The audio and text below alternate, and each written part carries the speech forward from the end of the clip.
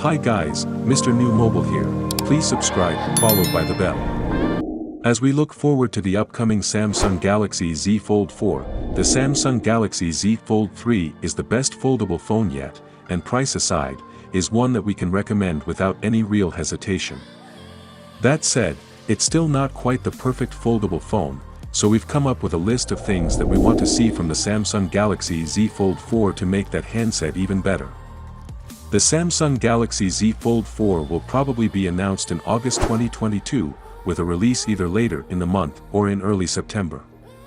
We say that because both the Galaxy Z Fold 3 and the Samsung Galaxy Z Fold 2 were announced in August of their release years, hitting stores at least several weeks later.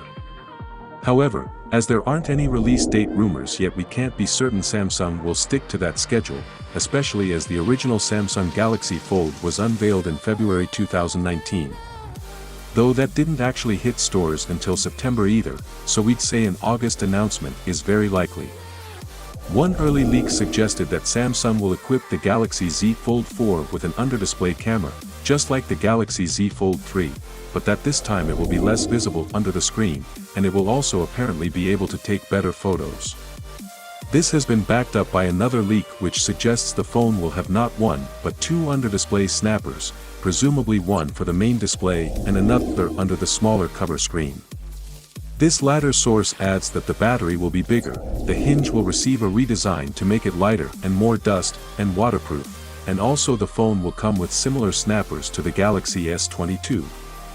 A patent application spotted by Let's Go Digital also suggests the upcoming foldable might have an under-display fingerprint scanner. But this would be no ordinary under-display fingerprint scanner, it would be a double-sided one that would sit between the cover screen and the main screen, so you could unlock the phone from either using the same hardware, as ever with patents, though we'd take this with a pinch of salt. What we can say is that it will probably support Samsung's S Pen stylus, and will almost certainly have a top-end chipset. It will also probably have a broadly similar design to the Galaxy Z Fold 3.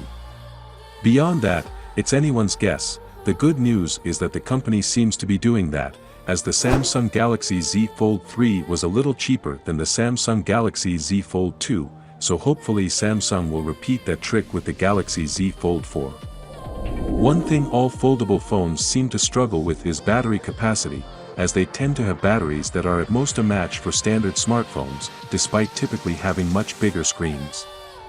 The Samsung Galaxy Z Fold 3 for example has a 4,400 mAh battery, which would be an average size at best for a non-foldable phone, but with two displays, one of which is 7.6 inches, it doesn't go super far here. Well, that is it guys. Without being said, let me know your thought in the comment below, and if you are new here please subscribe, like the video, comment. Thanks for watching, see you on my next video. Peace out.